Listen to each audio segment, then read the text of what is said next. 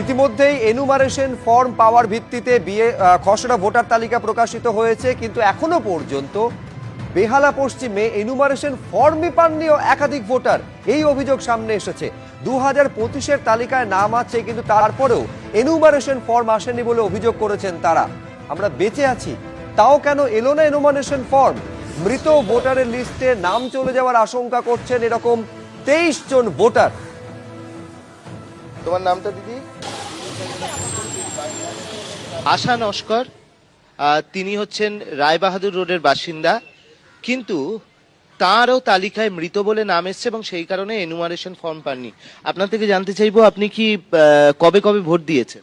আমি তো যখন যখন ভোট হয়েছে তখনই ভোট দিই। আমি কোনদিন, এই তো এবার যে লাস্ট হলো এবারেও ভোট দিয়েছি। আমি তো কোনোদিনও ক্যান্সেল করিনি ভোট, প্রতিবারই ভোট দিয়েছি। কিন্তু আমি এখন বুঝতে পারছি না যে আমার নামটা কেন কেটে দিয়েছে।